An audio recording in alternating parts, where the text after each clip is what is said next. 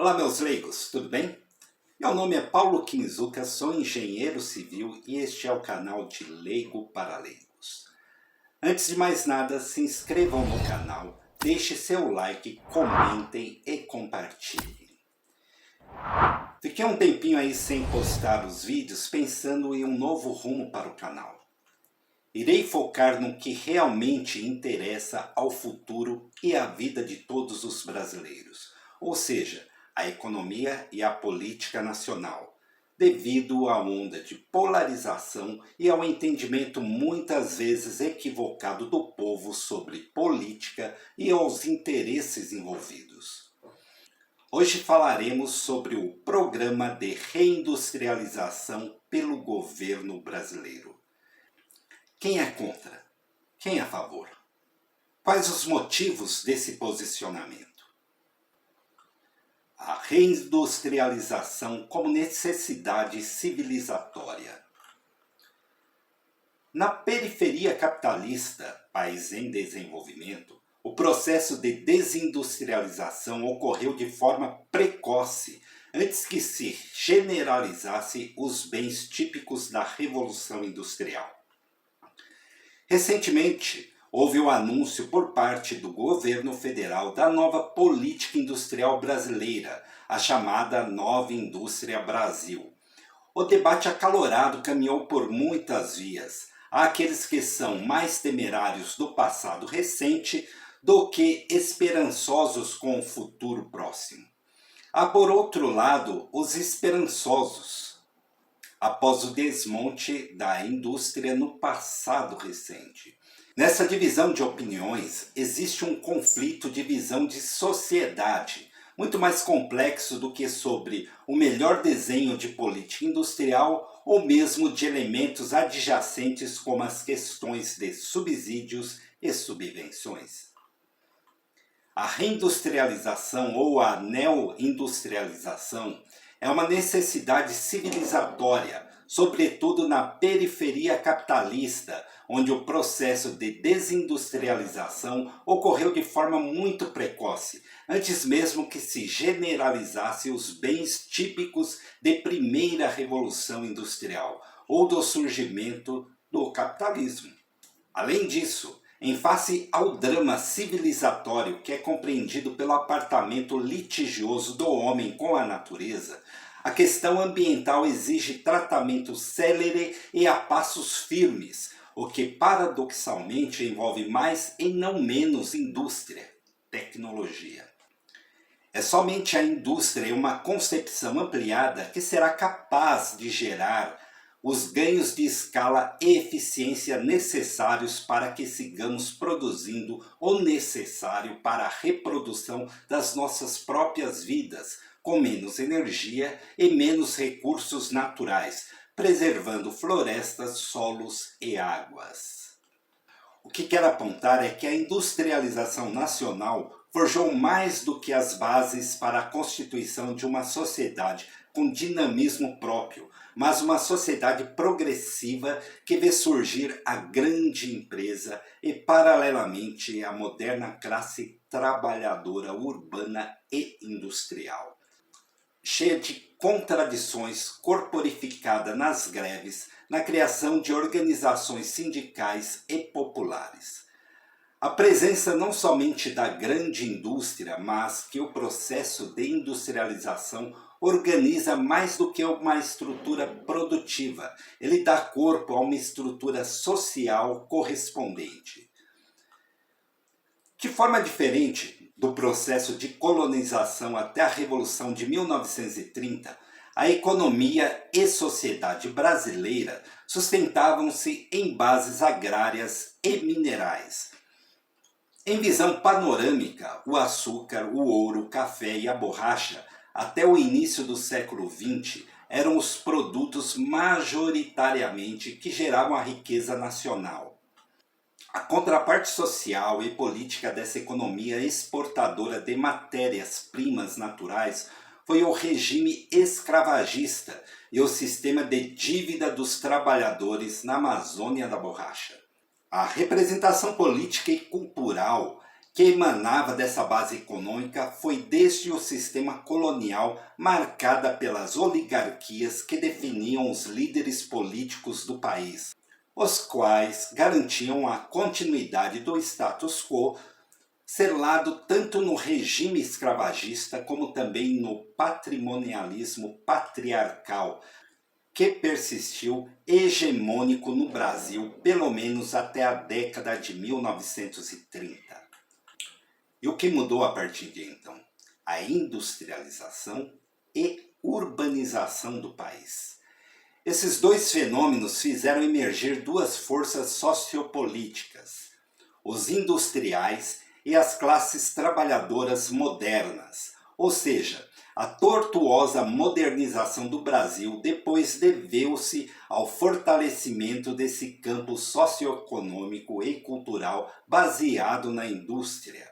Embora com contradições, foi a hegemonia dessas forças sociais e políticas que finalmente, no limiar dos anos 80, promoveu a redemocratização do país com a promulgação da Constituição Cidadã de 1988. As elites nacionais, favorecidas pelo processo de concentração de renda e riqueza, fortalecidas com uma industrialização que não veio acompanhada da reforma de base, provinham do setor industrial e coexistiam em uma bandeira de Estado forte para a acumulação de bases industriais. Nas últimas décadas, porém, desde a emergência do capitalismo neoliberal, com a face que organiza o novo regime de acumulação global, observamos o retorno de um padrão de exportação com uma pauta de especialização regressiva do ponto de vista da agregação de valor, voltando a predominar a venda de matérias-primas como principal eixo dinâmico da economia brasileira. Essa mudança trouxe repercussões regressivas no sentido de volta ao passado do pré-industrialização dos anos 1930, na esfera política e da sociedade, que certamente tem influenciado de forma significativa a retomada do poder político pela extrema-direita, que se refletiu inclusive na composição cada vez mais conservadora do Congresso Nacional desde pelo menos 2014. A desindustrialização levou à diminuição das forças políticas dos industriais e das classes trabalhadoras modernas, que constituem as duas faces de uma modernização industrial possível no Brasil, inclusive com importantes reverberações de caráter cultural e ambiental. Por outro lado, uma parte significativa da elite agroexportadora, que retomou as rédeas do poder político e cultural de parte importante do país, principalmente nas regiões interioranas do Brasil, representa um retrocesso sociocultural e ambiental. A repercussão de um novo plano de reindustrialização do país deve ser visto também por esse prisma de longo prazo, o de grandes transformações exigidas pelas emergências que se avizinham no futuro não tão distantes, marcadas pelos desafios climáticos e civilizacionais de um país tão marcado pelas desigualdades como o Brasil. O processo político, cultural e produtivo agoniza perante um novo Brasil em que as novas elites e os novos ricos são produtos do agronegócio. As regiões brasileiras que mais crescem pelo indicador do PIB são as localizadas no centro-oeste, herdeiro da expansão da fronteira agrícola agravados pelos anos recentes.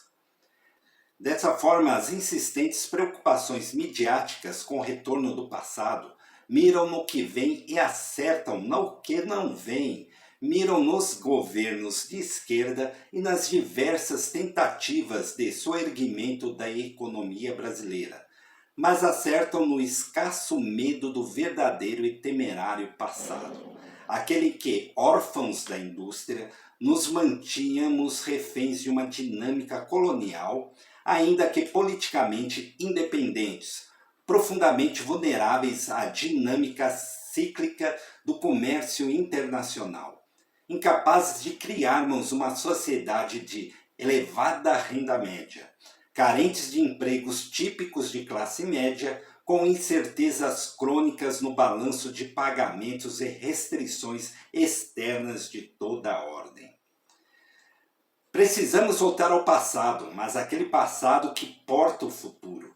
Na verdade, precisamos nos haver com o passado, nos darmos uma segunda chance para retomar a capacidade de selar um casamento harmônico entre a industrialização e as demandas sociais e ambientais, o que parece estar em sintonia com a nova política industrial, uma vez que o programa não se constitui mais pelo clássico mecanismo de foco em setores produtivos, mas sim em missões sociais nas quais a indústria deixa de ser fim e passa a ser meio, enquanto o fim é a universalização do saneamento, a melhoria do sistema de saúde, o fortalecimento do sistema agroalimentares, o alargamento das margens de soberania interna com proteção do meio ambiente.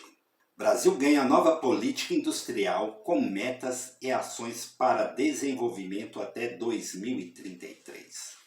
Vamos ao programa. Inovação e sustentabilidade estão no centro da nova indústria Brasil, que definiu áreas estratégicas para o investimento de acordo com o potencial impacto no desenvolvimento social e econômico do país. São 300 bilhões de reais no plano Mais Produção para financiamento de ações da neoindustrialização até 2026. Projetos de inovação terão linha de créditos com taxa de TR mais 2% ao ano. Compras públicas. Decretos trazem definições sobre exigência de aquisição ou margem de preferência para produtos nacionais. Com o objetivo de impulsionar a indústria nacional até 2033, o programa Nova Indústria Brasil, lançado pelo governo nesta semana, usa instrumentos tradicionais de políticas públicas, como subsídios, empréstimos com juros reduzidos e ampliação de investimentos federais. O programa também usa incentivos tributários e fundos especiais para estimular alguns setores da economia. A nova política tem 6 missões relacionadas à ampliação da autonomia, à transição ecológica e à modernização do parque industrial brasileiro. Entre os setores que receberão atenção estão a agroindústria, a saúde, a infraestrutura urbana, a tecnologia de informação, a bioeconomia e a defesa. A maior parte dos recursos virá de financiamentos do Banco Nacional de Desenvolvimento Econômico e Social, BNDES, da financiadora de estudos e projetos FINEP e da Empresa Brasileira de Pesquisas e Inovação Industrial, Embrap. Os financiamentos do BNDES relacionados à inovação e digitalização serão corrigidos pela taxa referencial TR, que é mais baixa que a taxa de longo prazo, TLP. O mecanismo de compras governamentais provoca certa polêmica por representar um entrave nas negociações para a adoção do acordo comercial entre Mercosul e União Europeia, que acho que já foi para o vinagre.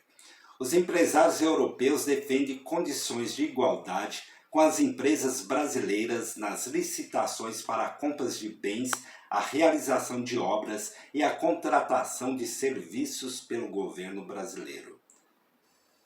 Quais são as principais medidas? Missões para 2024 e 2033. 1. Cadeias agroindustriais sustentáveis e digitais. Aumentar para 50% participação da agroindústria no PIB agropecuário. alcançar 70% de mecanização na agricultura familiar, fornecer pelo menos 95% de máquinas e equipamentos nacionais para a agricultura familiar.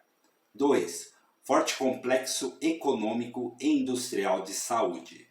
Atingir 70% das necessidades nacionais na produção de medicamentos, vacinas, equipamentos, dispositivos médicos, materiais e outros insumos e tecnologias em saúde.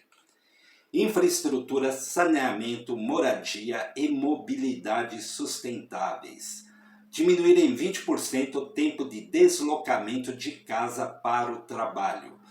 Aumentar em 25 pontos percentuais adensamento produtivo, diminuição da dependência de produtos importados na cadeia de transporte público sustentável.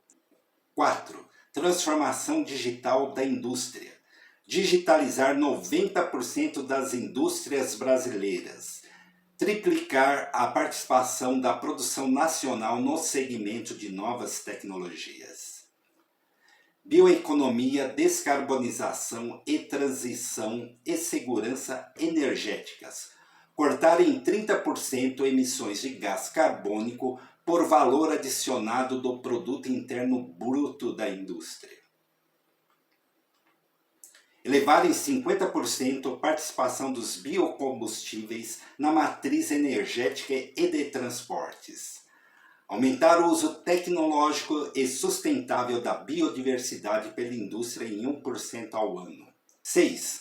Tecnologias de interesse para a soberania e a defesa nacionais.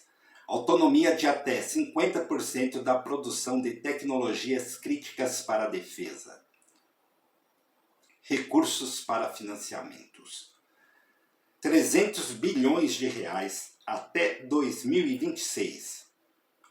Crédito de 271 bilhões de reais, não reembolsáveis, 21 bilhões de reais. Equity, investimento nas bolsas de valores, 8 bilhões de reais. Essas fontes são do BNDES, FINEP e Embrap. Desse total, 77,5 bilhões foram aprovados. Os eixos principais. Indústria mais produtiva, 182 bilhões de reais. Expansão da capacidade e modernização do parque industrial brasileiro. Novo Brasil mais produtivo.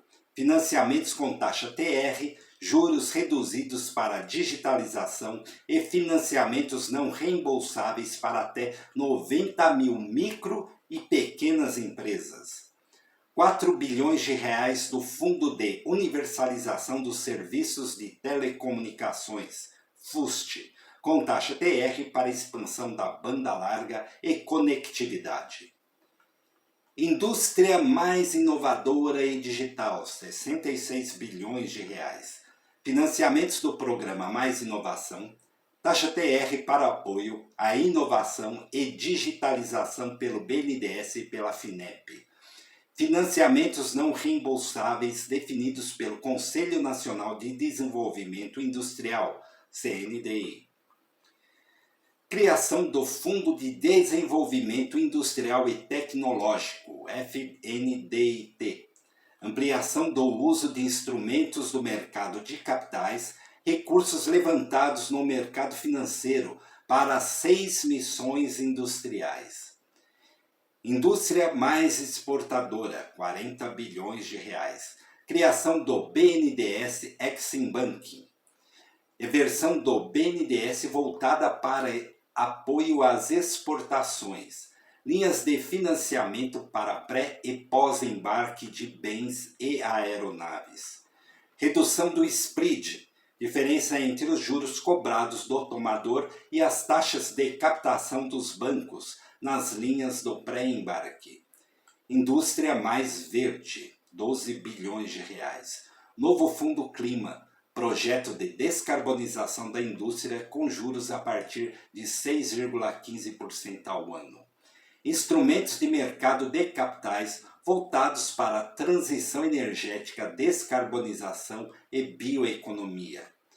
Fundo de Minerais Críticos, fundo para alavancar recursos para a pesquisa e a extração de minerais usados em baterias de energia limpa.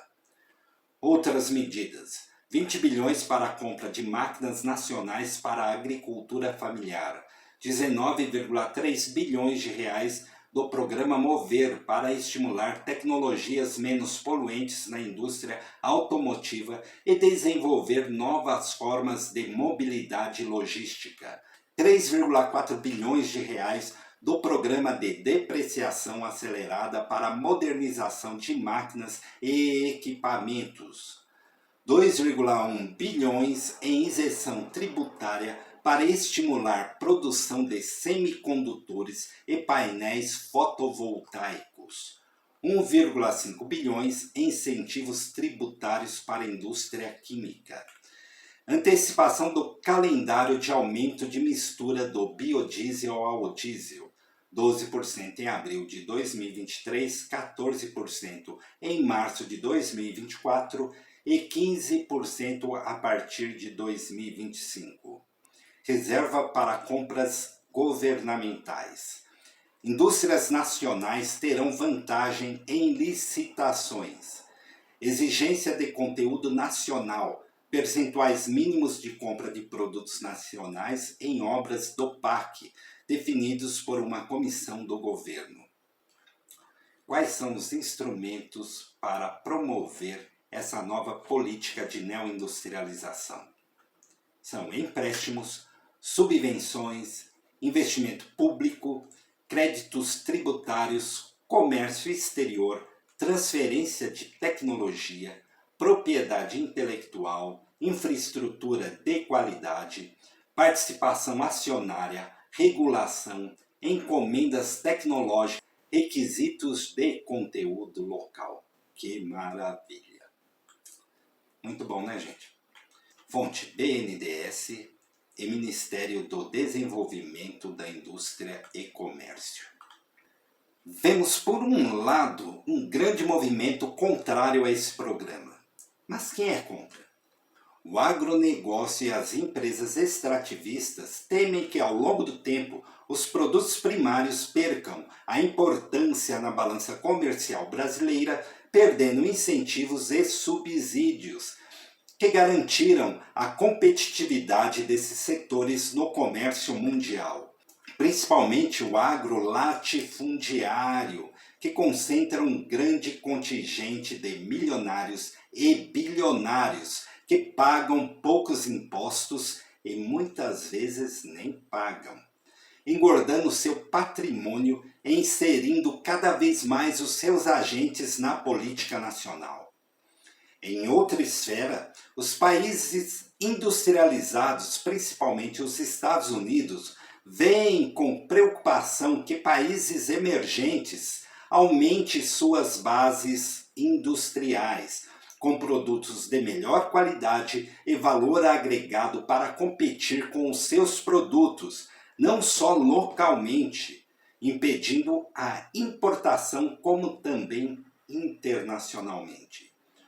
O pior é que grande parte da mídia reproduz essas ideias, pois estão repletas de influências internas e externas. Só quem é a favor são os industriais e os trabalhadores urbanos. E você? Deixe nos comentários a sua opinião. E até a próxima, meus leigos!